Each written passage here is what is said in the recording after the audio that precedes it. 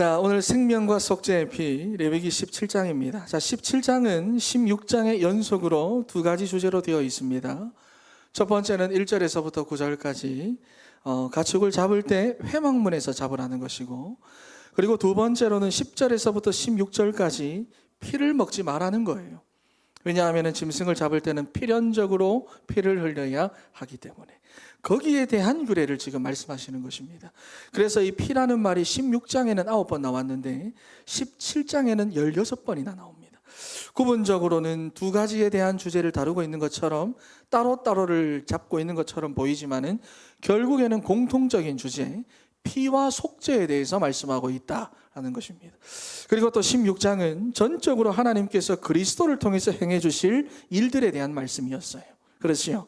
그래서 하나님이 지성소에 임재하시는데 그 언약궤의 뚜껑인 속죄소 위에 나타나시고, 그리스도를 예표하는 대제사장 아론은 자기의 죄와 백성들의 죄를 속량할 그 피를 가지고 휘장을 넘어 지성소 안으로 들어가는 거예요.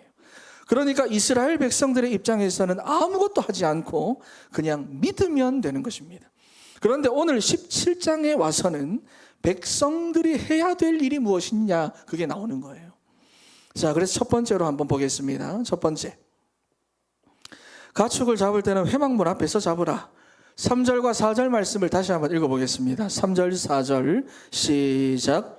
이스라엘 집의 모든 사람이 소나 어린 양이나 염소를 진영 안에서 잡든지 진영 밖에서 잡든지 먼저 회막문으로 끌고 가서 여호와의 성막 앞에서 여호와께 예물로 드리지 아니하는 자는 피 흘린 자로 여길 것이라. 그가 피를 흘렸은즉 자기 백성 중에서 끊어지리라. 아멘. 자, 여기서 눈여겨보실 단어가 성막문, 안 그러고 회막문 이렇게 말하고 있지요. 그리고 또 화목제로 여호와께 드려야 할 것이다. 화목제라고 하는 단어가 나옵니다.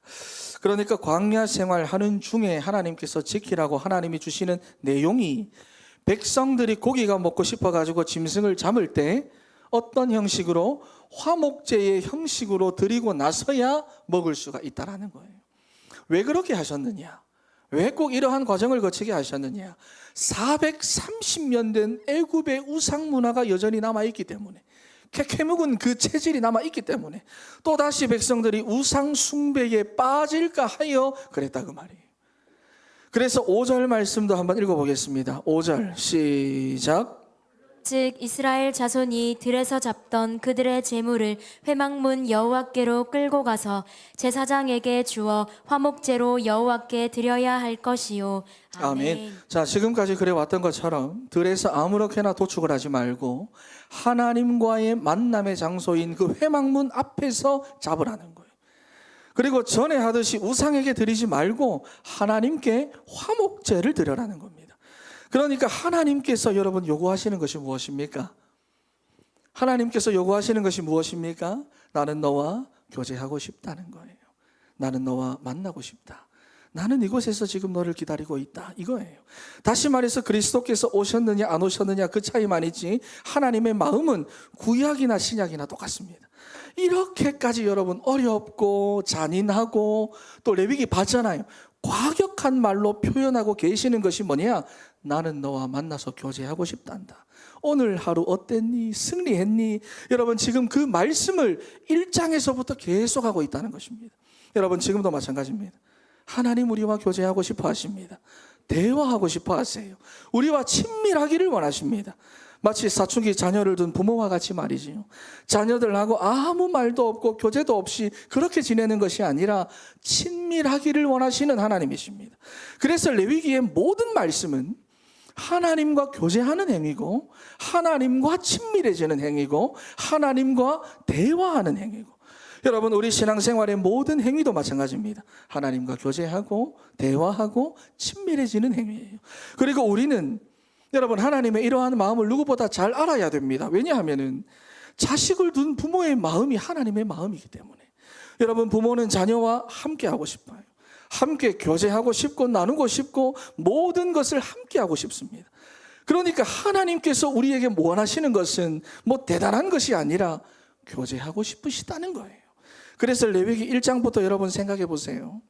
1장부터 하나님이 우리에게 요구하신 게 뭡니까? 여러분, 우리에게 뭐 대단한 명예를 요구한 게 아닙니다. 뭐 대단한 물질을 달라 요구하신 것도 아닙니다. 대단한 업적을 이뤄라 그런 것도 아니지요.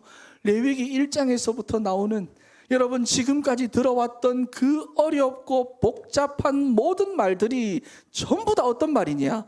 너와 교제하고 싶고 너와 가까워지고 싶다는 하나님의 그 간절한 마음을 나타내는 것입니다.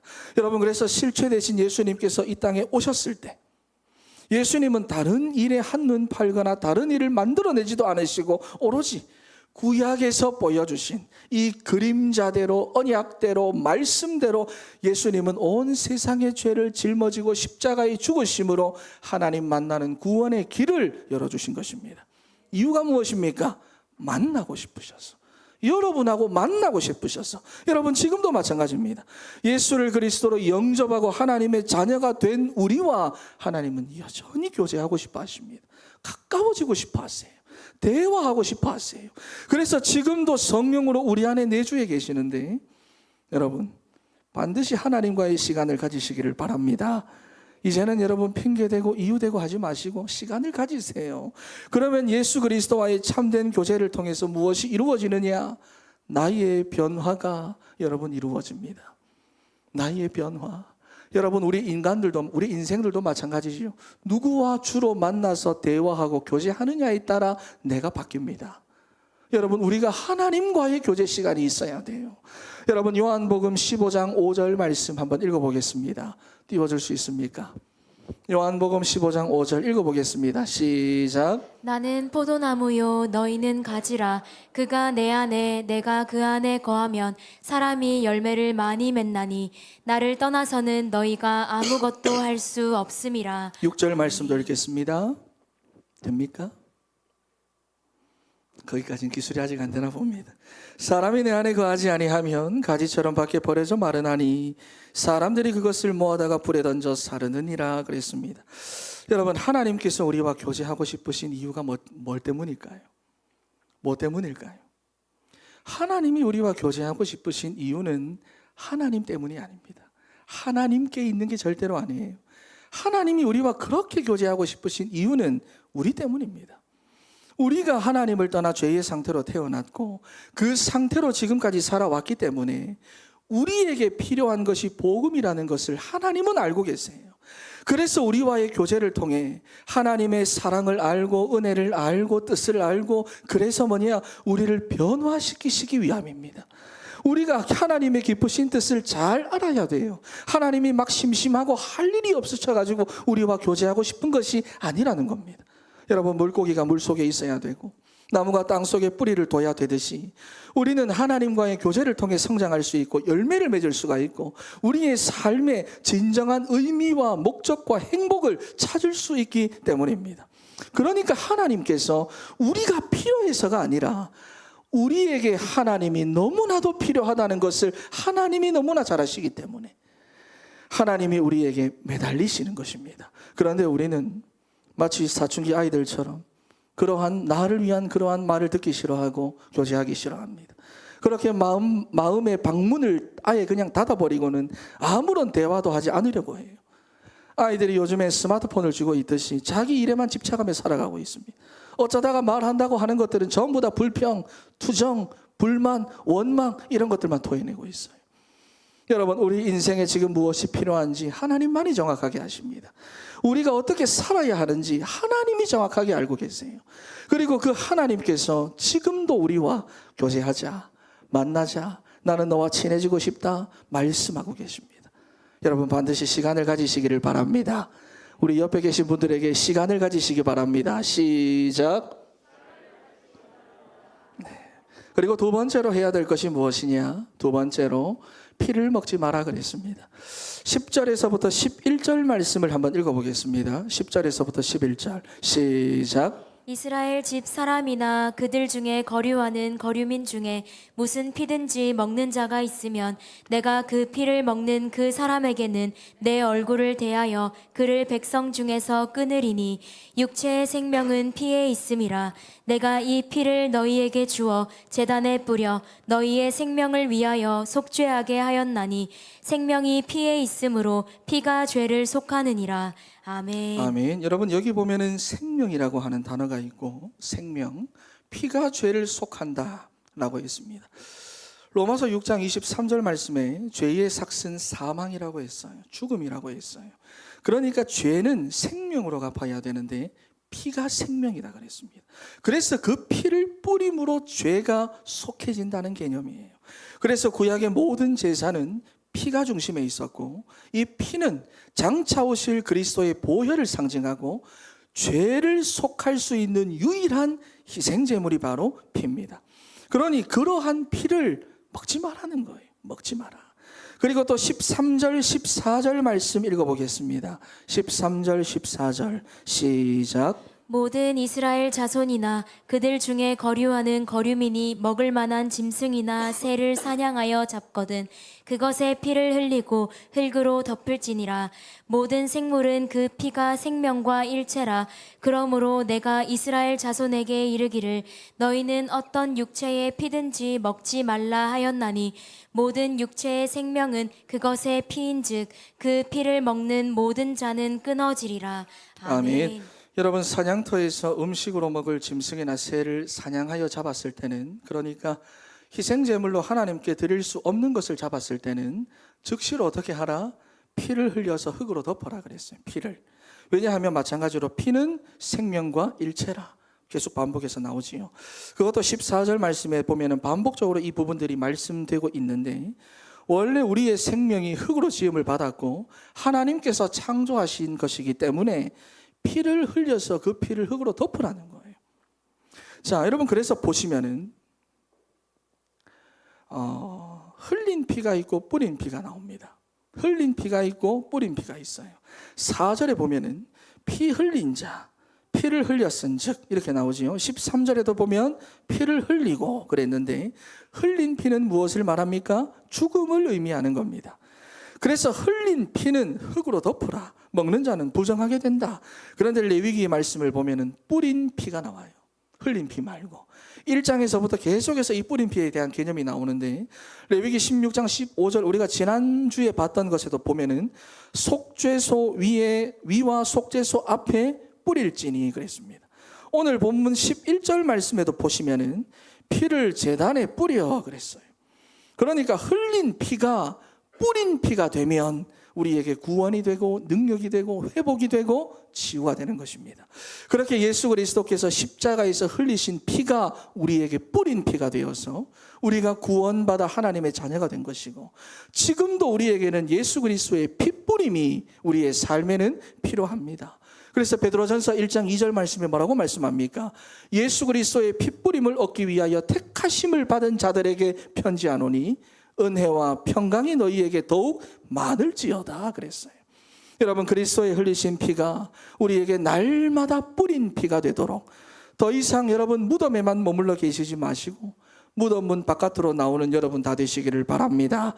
흘린 피만 바라보지 마시고 여러분의 삶에 실제로 뿌린 피가 되도록, 여러분 흘린 피는 아무 나와 상관이 없어요. 흘린 피는 아무 능력도 없습니다. 그 흘린 피가 실제로 내게 뿌린 피가 되어야 되고 예수 그리스도의 보혈이 내 인생 전체 속에 뿌린 피가 되어야 됩니다. 그래서 복음에 집중하는 나의 평상시를 여러분 반드시 만드셔야 되고, 거기서 뭘 해야 되느냐? 그리스도의 흘린 피가 내 삶을 적시는 뿌린 피가 되도록 우리는 기본으로 돌아가서 기본을 지켜야 되는 거예요. 그래서 복음이 내게 복음되고 그리스도가 실제로 내게도 그리스도가 되어서 마음을 지키고 그리스도를 발견하고 분별하는 삶을 살아가는 우리 사랑하는 진천의 모든 성도 다 되시기를 바랍니다. 여러분 그리고 이것을 우리가 어떻게 해야 하느냐?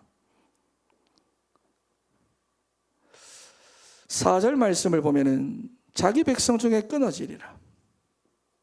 9절에도 보면은 끊어지리라. 10절에도 보면 끊으리니, 14절에도 보면 끊어지리라. 여러분, 이유가 무엇입니까? 여러분, 틈을 주면 안 됩니다. 틈을 주면 안 돼요. 이스라엘은 애굽에 있을 때 애굽 사람들과 마찬가지로 우상 숭배에 빠져 있었고 노출되어 있었습니다. 그래서 에스겔 23장 3절 말씀을 보면은 그들이 애굽에서 행음하되 어렸을 때에 행음하여 우상 숭배에 빠져 있었던 것을 말씀하는 것인데, 오늘 본문 7절 말씀을 보세요. 음란하게 섬기던 순염소라고 말합니다. 그러니까 그들이 하나님을 예배한다고 하면서 실제로 소를 잡고 양을 잡고 염소를 잡았을 때 어떤 생각이 날까요? 우리 예전엔 이랬는데, 예전에 행하던 그 음란한 행위와 음란한 행동들이, 행실들이 생각나지 않겠습니까? 지금 출애굽하고 1년 정도 지난 시점입니다. 자기들은 여전히 사막이고 광야에 있습니다. 생각나지 여러분 않겠어요? 마찬가지입니다. 우리는 지금도 여러분 세상을 살아가고 있고 세상의 흐름과 풍조 속에 있습니다. 그러니까 예전 생각이라기보다는 우리는 더더욱이 눈앞에 있지요. 당장 눈에 보이고 당장 귀에 들리고 만져지고 하는데, 여러분 마음과 생각이 뺏기지 않겠습니까 여러분? 그래서 여러분 처음부터 뭐냐? 틈을 주면 안 됩니다. 처음부터 틈을 주면 안 됩니다. 뿌려져야 되는데 완전히 범벅이 돼야 돼요. 그래서 기본으로 단순 반복 지속해야 됩니다. 우리 옆에 계신 분들에게 뿌려져야 되는데 범벅이 돼야 됩니다. 시작. 그렇지요. 옛 생각이 나지 않고 틈을 주지 않도록 완전히 우리는 범벅이 되어버려야 됩니다. 여러분, 그래서 결론으로 많은 사람들이요, 워렌 버핏과의 점심 식사를 하고 싶어 합니다. 왜냐하면 세계에서 제일 가는 투자 전문가이기 때문입니다. 그와 점심 시간에 나눈 대화들이 실제로 자기의 투자 인생에 도움이 되기 때문에 워렌 버핏과의 점심 식사를 사람들이 하고 싶어 하는 거예요. 그렇게 어떤 사람은 그 한 번의 식사 자리를 위해서 246억 원을 지불했다고 합니다. 그런데 정작 만물을 다스리고 만물을 통치하시는 하나님과의 이 점심 식사권은 아무도 관심을 가지고 있지 않습니다. 모든 지혜와 능력을 가지신 하나님과의 교제에는 아무도 여러분 자신의 시간을 투자하려고 하지 않습니다. 만약에 여러분 워렌 버핏이 새벽 5시에 여러분과 식사하기를 원한다면 우리는 아무리 피곤해도 워렌 버핏과의 그 식사를 위해서 나의 그 피곤함을 포기할 것입니다. 그렇지요. 천지를 창조하시고 우리 인생을 만드시고 지금도 살아계셔서 세계 역사를 움직이고 계시는 하나님께서 우리와 만나고 싶어 하십니다. 지금도 우리와 교제하고 싶어 하십니다. 나를 찾고 계십니다. 나를 가까워지고 하고 싶어 하십니다. 여러분, 평상시 정시 예배를 가지시고 이 하나님과의 시간을 하루도 놓치지 않는 우리 사랑하는 진천의 성도 다 되시기를 바랍니다. 할렐루야. 기도하겠습니다.